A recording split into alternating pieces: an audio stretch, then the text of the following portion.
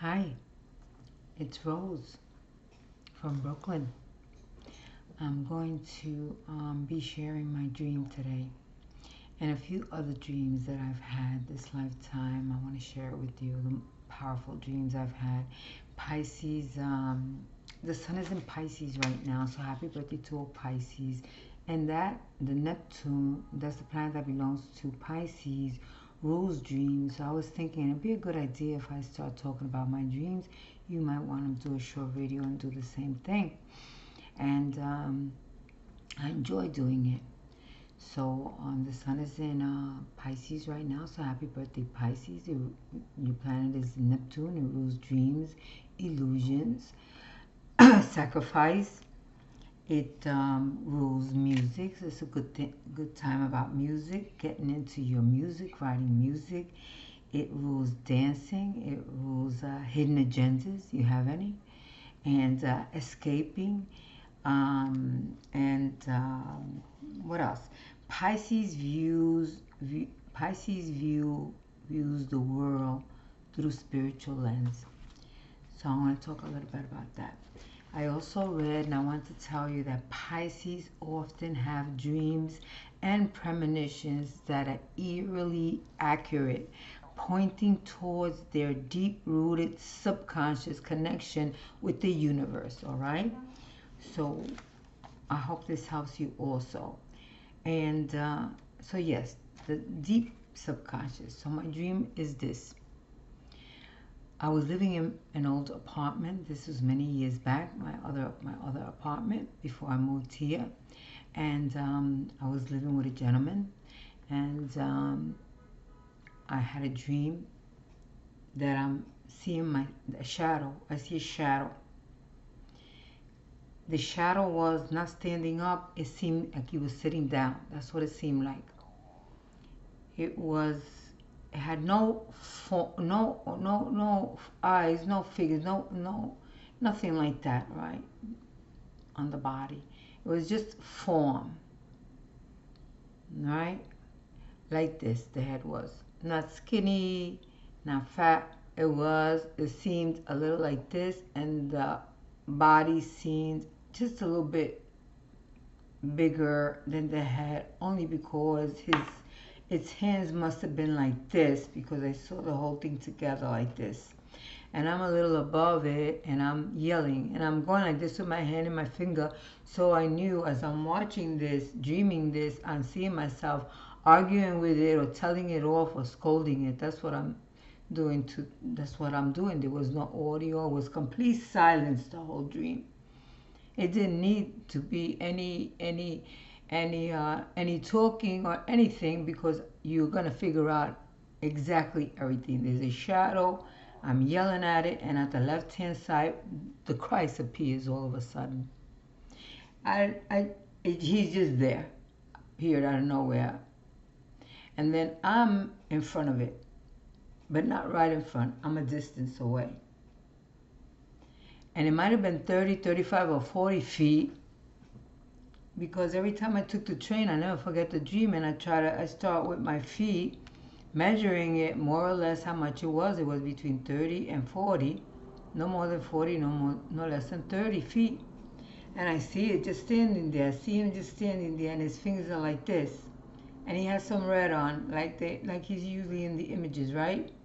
And here I am, just standing there, looking straight towards him. That's all. Not thinking anything, not saying anything. I'm just watching him and him watching me, and all of a sudden he's behind me. I didn't see him walk, fly, invisible, any kind of magic. I knew he was behind me, and he placed his hand. It must have been right. So if he's behind me, he's placing his left hand on my shoulder, and a peace came over me. And that was the dream. And when I woke up, I was so happy and excited, I thought I was going to hit the lotto. That's where my state of mind was, because at that time, um, that was my thinking, thinking. And what else could it be? Now I realize it couldn't be the lotto, because it's a spiritual thing. So I called my mom right away, like I always did. Me and my sisters, we always kept connection with our mom, and I always shared my dreams. We shared our dreams in our family. That's how we were.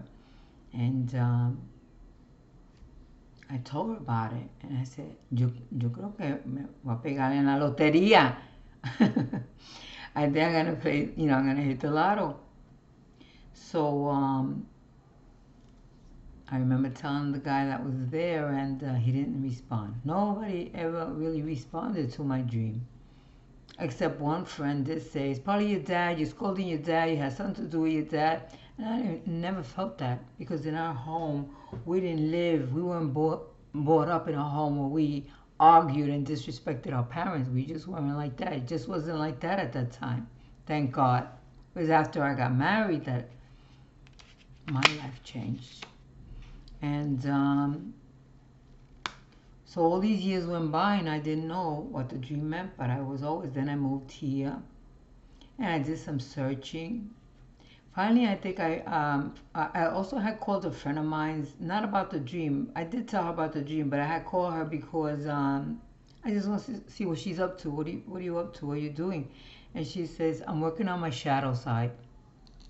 And it was meant for her to do that so that I could tell you. She was working on her shadow side, and I didn't know what that was. It didn't interest me, even though she told me a little bit about writing and stuff like that. It didn't interest me. I didn't think I believed any of that shadow side stuff, So, but everyone else probably knew it but me. So, after the years go by, maybe it was through Carl Jung, because to me, he's the man. He's the man that knows about shadows and dreams. As a matter of fact, he says our dreams are there to help us, and I learned that first before the shadow. I didn't pay attention to anything that they talked about the shadow. He said that the dreams are there to help us with things that are repressed. So that's why it's good to listen to your children when they come over and talk to you about a dream, especially the children. Listen to them, because they're connected to their higher self, and they'll be doing good in school.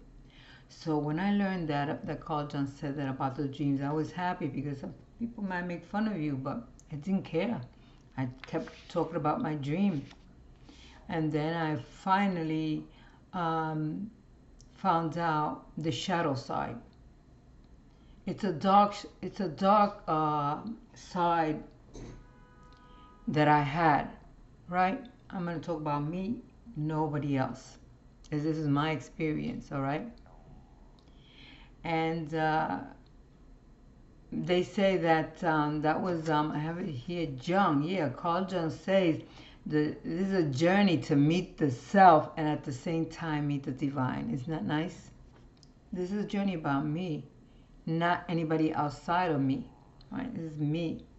So then when I found out, I figured out the dream, that shadow was me. That's how I feel. That I was scolding me, because I had a lot of anger in that dream.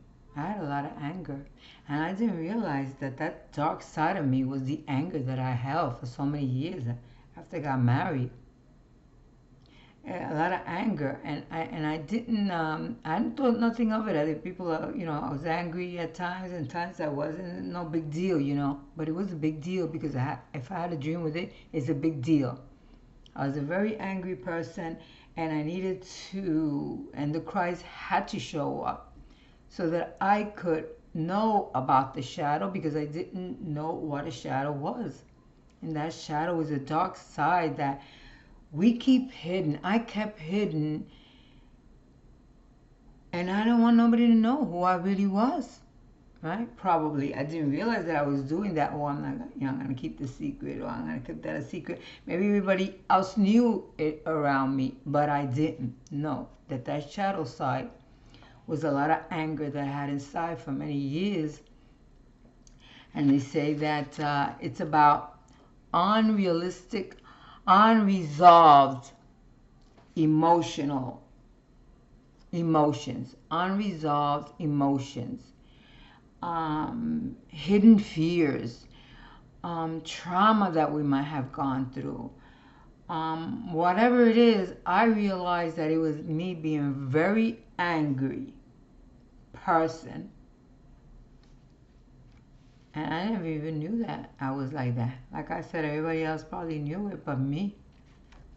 So it's a hidden dark side, like I said, that we keep inside, and it's in the deep consciousness or unconscious,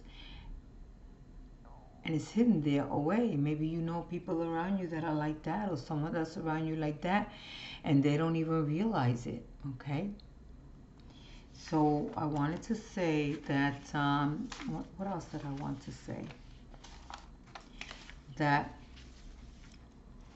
I've always shared my dreams. As a matter of fact, I haven't seen a friend in many years, and she called me last year, and as I told her my dream, right away she said, I saw the Christ too, Rose. And she told me her dream that I think she said no one believed her. Nobody ever told me I don't believe you. When I talk, people just don't respond. Let's put it that way. For whatever reason. Just that friend of mine that said, maybe it was your dad. That's probably your dad. No, it wasn't my dad, dear. We had a beautiful life growing up with our dad, Taurus, and my mom, Sag, and worked hard. And he loved working hard. And he loved building houses and taking care of his family. All right? And never was punished. You're not going to eat today. You're not going to go out today. There was no cell at that time. That's how old I am. And so it was a beautiful life.